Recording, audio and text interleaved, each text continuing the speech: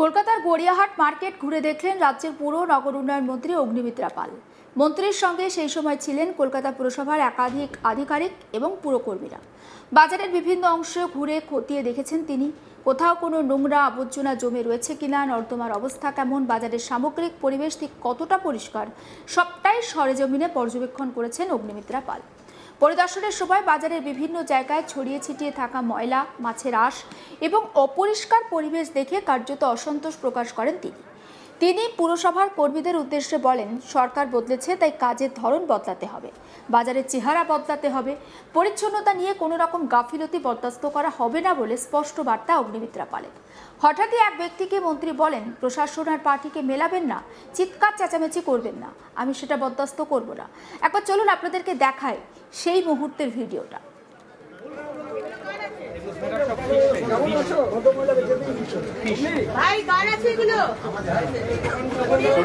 কেন ওইদিকে ছবি করছিস? সামনে একটা সব পেছনের দিকে।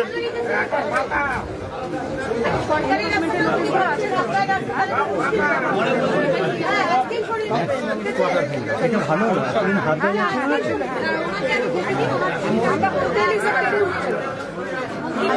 পরিষ্কার করে রাখুন, কি সব নোংরা করে কি হ্যাঁ পরিষ্কার করে রাখুন না, নিজে তো পরিষ্কার করে থাকতেও তো ভালো লাগে।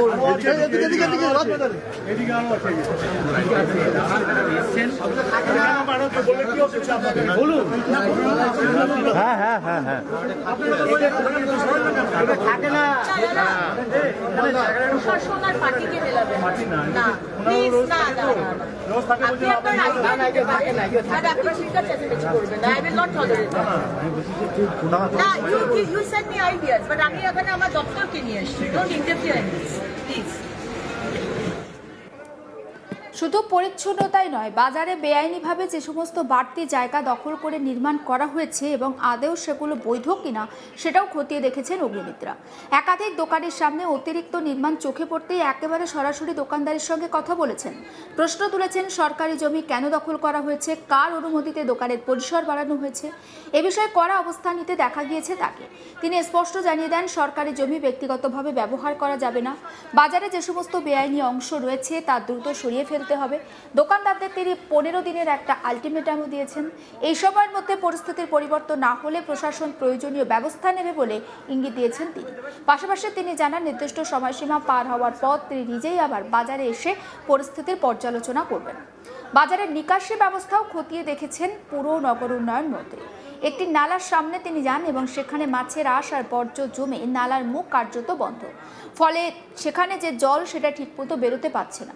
এই দৃশ্য দেখে তিনি ক্ষোভ প্রকাশও করেন। উপস্থিত ব্যবসায়ী আর কর্মীদের উদ্দেশ্যে প্রশ্ন করেন, কেন এভাবে এই নালার মুখে বর্জ্য ফেলা হয়েছে, এর ফলে তো নিকাশি ব্যবস্থা ভেঙে পড়ছে, মন্তব্য করেছেন তিনি নির্দেশ দেন, ভবিষ্যতে মাছের আঁশ আর অন্যান্য বর্জ্য সরিয়ে তবেই যেন অন্য জায়গায় ফেলা হয়, যাতে নর্দমার মুখ বন্ধ না হয়, জল দ্রুত বেরিয়ে যেতে পারে, সে বিষয়ে বিশেষ নজর রাখতে বলেন তিনি। কার্যত প্রয়োজনে ফাইন করারও হুঁশিয়ারি দিয়েছেন তিনি। একবার আপনাদেরকে দেখাই সেই ভিডিওটা।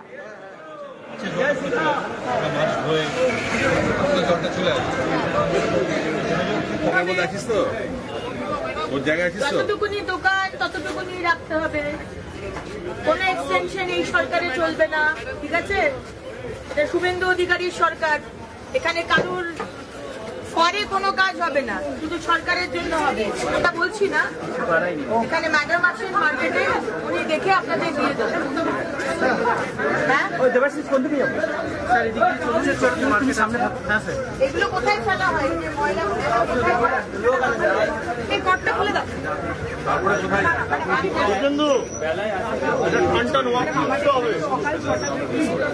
আপনার জায়গা একদমই নয়, দেখুন আমি পেনাল্টি চালু করছি, 1000 টাকার পেনাল্টি প্রতিদিন দিতে থাকবেন। এইখানে রাখুন, এটা আপনার জায়গা নয়, যার জায়গা তাকে আপনি জানেন কে রেখেছে, তাকে বলুন। এই সাবধানে জয় সাহেব,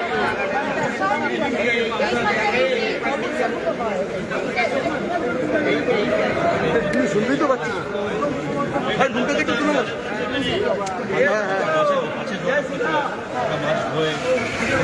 জলটা চলে আসে। ব্যাপার আছে, এই যে শেড আছে, এই যে ভেন্টিলেশনের যতটা গ্যাপ আছে, তো কি হয় পাখি আসে, বারবার সেগুলো মাছে পড়ে, যে কারণে ওদের এগুলো না পড়ে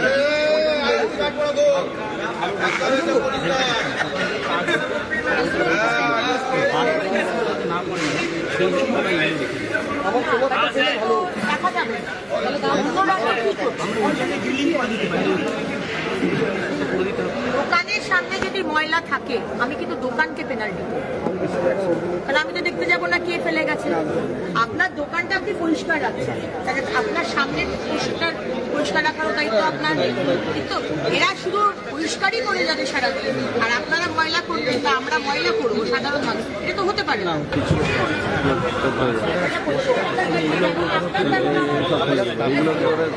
সব ভালো থাকছে।